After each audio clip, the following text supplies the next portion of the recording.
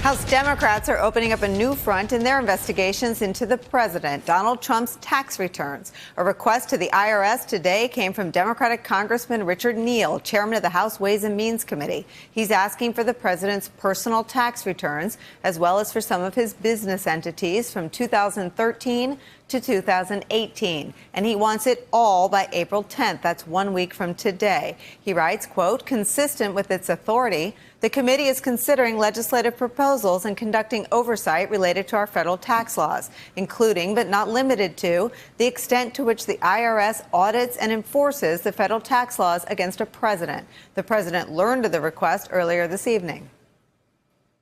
Is that all? That's all. Oh, usually it's 10, so I guess they're giving up.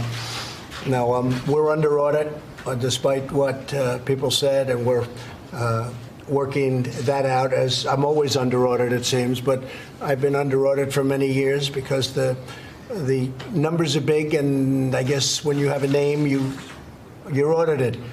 But until such time as I'm not under audit, I would not be inclined to do that. Thank you. Maybe it's because you're shady. During the 2016 campaign, candidate Trump refused to release his taxes, something other presidential candidates have routinely done. He used that same excuse back then. I pay hundreds of millions of dollars in taxes, but as soon as my routine audit's finished, I'll release my returns. I'll be very proud to. Until such time as the audit is finished by the IRS, which is a routine audit, I think, but until such time as it's finished, I won't be going and releasing, because obviously that wouldn't be a very good thing to do. It's under audit. I'll release them when the audit's completed.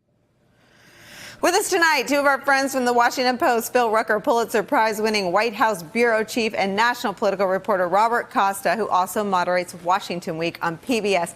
It's hard to watch those clips now without laughing, because during the campaign you thought, oh, well, maybe he will release them, but clearly he will not. And this seems like a new and different move to try to get something that Donald Trump has described as existing beyond his red line, Phil Rucker. Yeah, I think that's right, Nicole. It's the never-ending audit.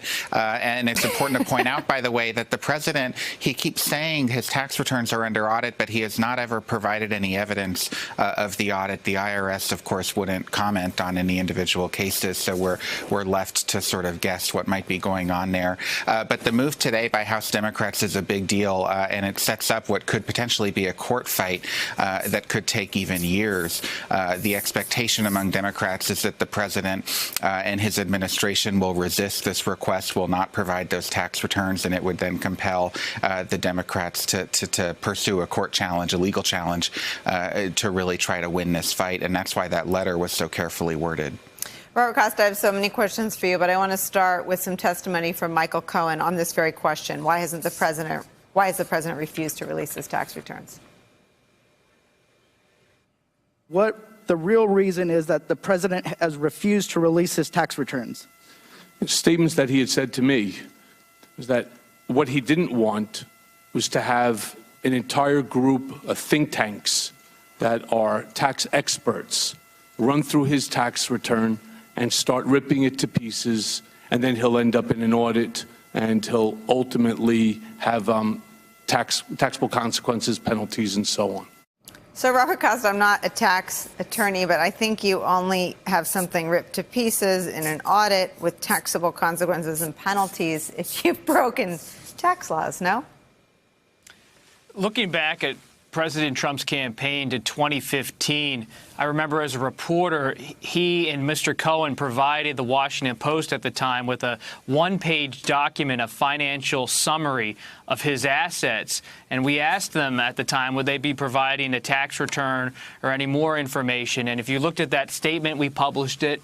It talks about his worth, his net worth, as something very much also involving his brand value as well as his properties. A tax return would offer much more detail than that one-page summary he offered to the Washington Post and to other media outlets at the time.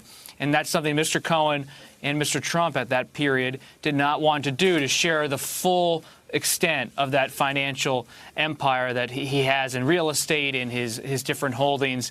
You do see, though, inside the White House tonight, a sense that this is actually a welcome development for them. They would like to run against the Democrats in the House as overstepping on issues of personal finance. So you could see them actually rally behind this tax issue in the coming days against Chairman Neal from Massachusetts. It's different than the other aspects of oversight from House Democrats on issues like security clearances, which does alarm many White House officials privately because it raises questions about the president's conduct. Robert Costa, is there any concern, though, that with questions still looming about conflicts of interest, about Jared Kushner's background check, as you just mentioned, that knowing where the president's money is coming from and the size of his wealth, which is something very near and dear to him, that those questions may be viewed as central to his presidency?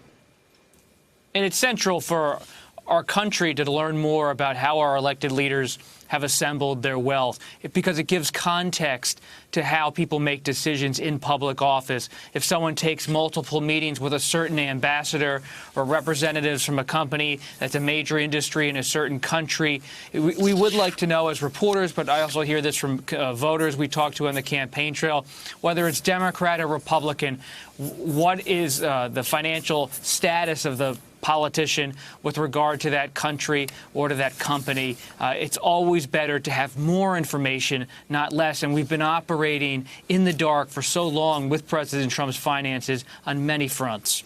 Phil Rucker, you gave the perfect summation of how long this specific battle is likely to take if the courts get involved. But on the political side of it, are they prepared to continue to defend Donald Trump's refusal to release his taxes? We know a lot more, extensive reporting in your paper and in the New York Times and the Wall Street Journal about just how much deceit has gone into his wealth, his family's wealth, where his money came from. Is there any worry about the political dynamics, the politics shifting underneath them?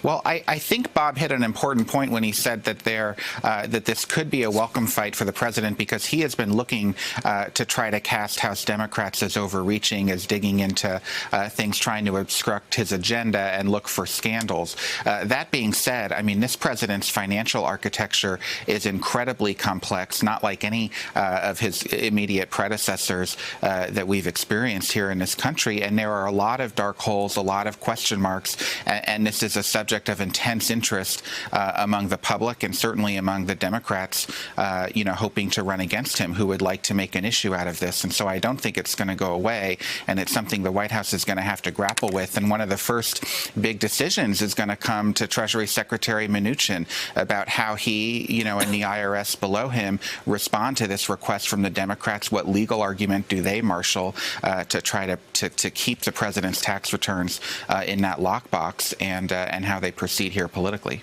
Hey there, I'm Chris Hayes from MSNBC. Thanks for watching MSNBC on YouTube. If you want to keep up to date with the videos we're putting out, you can click subscribe just below me, or click over on this list to see lots of other great videos.